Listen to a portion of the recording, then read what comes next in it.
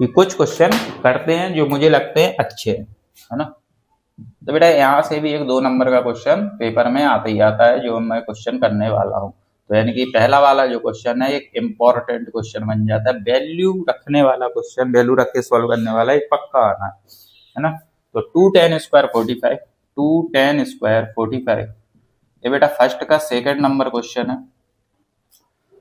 Plus cos square 30, plus cos square 30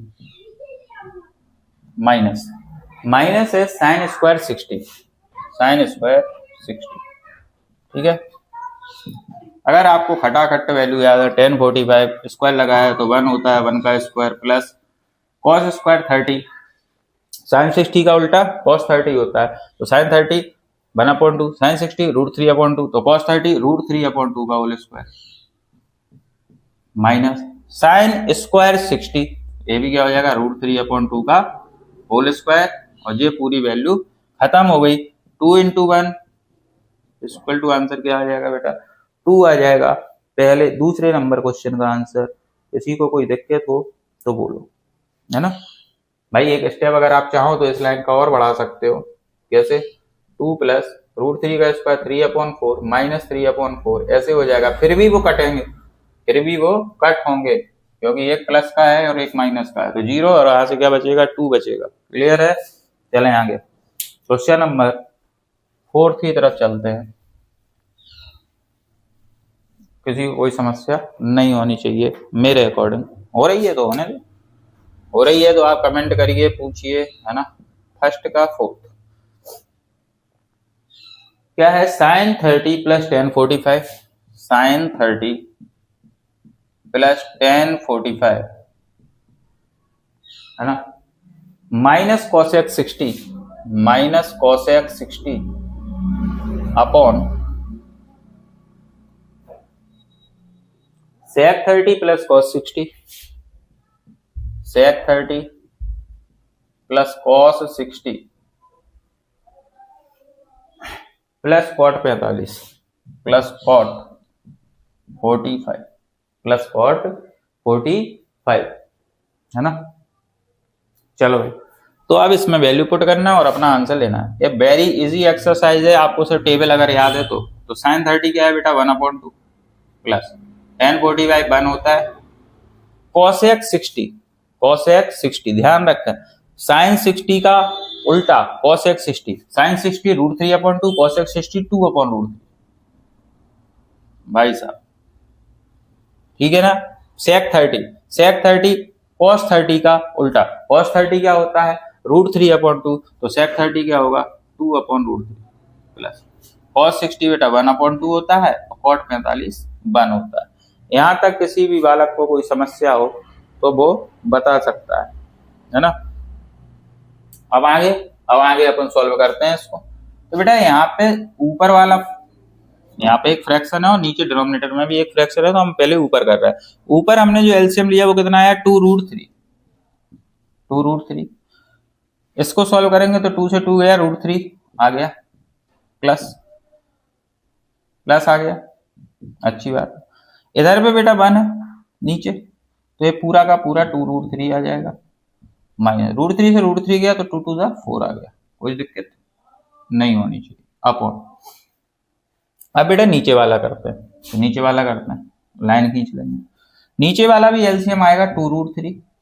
अब देखो √3 से √3 गया, 2 2 4 हो गया, ठीक है, प्लस लगा, प्लस लगा दो, 2 से 2 गया √3 हो गया, √3 हो गया, फिर प्लस लगा दो, यहाँ पे 1 है तो यहाँ पे 2√3 आ जाएगा पूरा, तो 2√3 से 2√3 खत्म हो गए, क्या बचा बेटा फाइनली √3 प्लस 2√3 माइनस का 4 अपॉन √3 प्लस 2√3 प्लस का 4।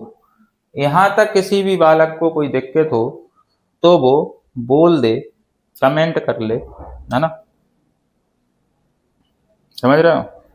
यहां तक किसी भी बालक को कोई दिक्कत हो तो बोल दे, है ना। अब आप देखें यहाँ पे, तो ये 2√3 है, ये 1√3 है, क्या हो जाएगा बेटा 3√3 माइनस 4, और ये हो जाएगा 3√3 प्लस 4।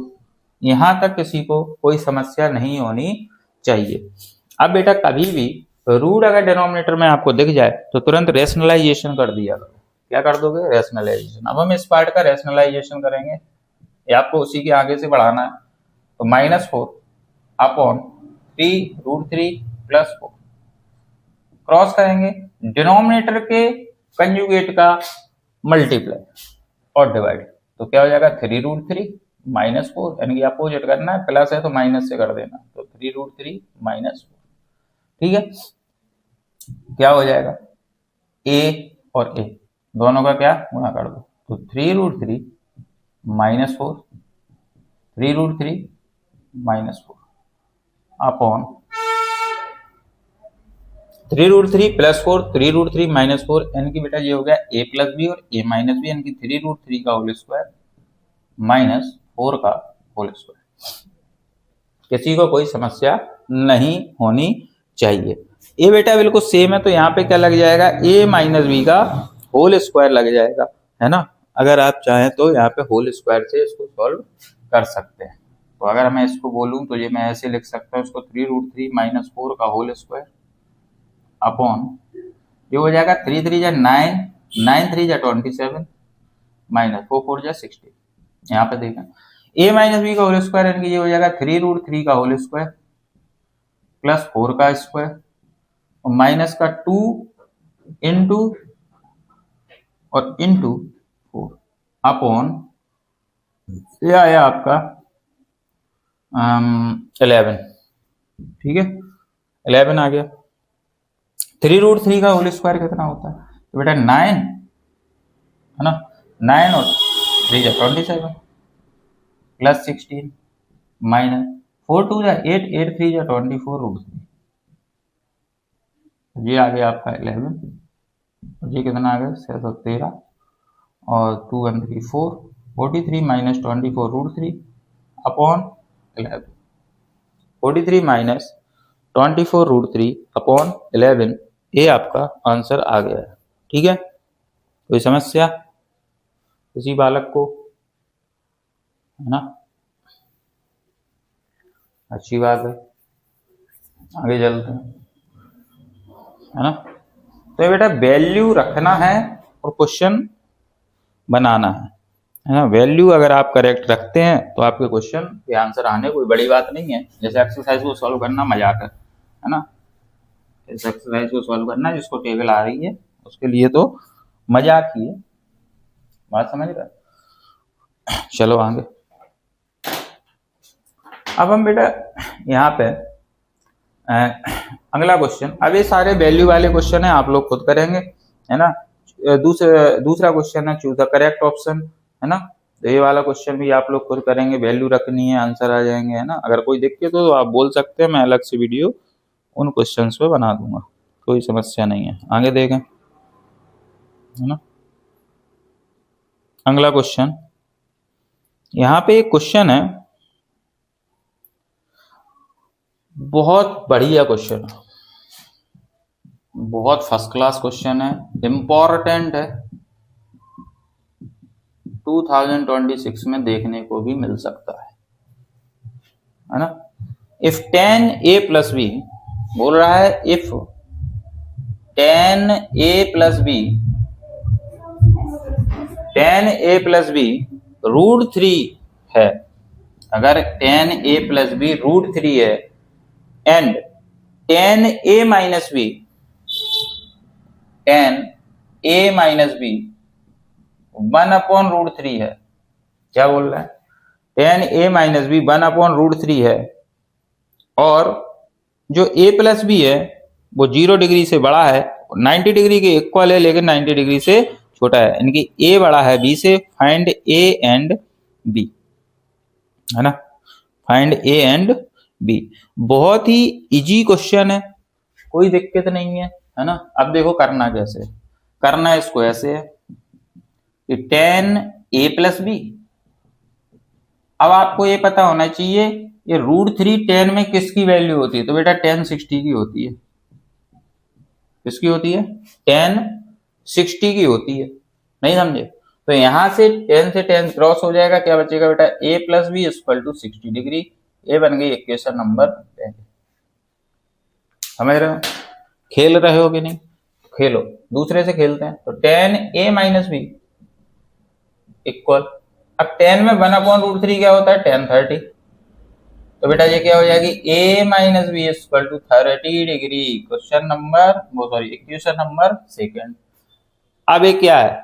आप या तो इन इक्वेशन को सब्स्टिट्यूशन से कर दो सॉल्व, या एलिमिनेशन से कर दो। चलो भाई उड़ाते हैं। Using elimination method, using elimination method and solve above equations.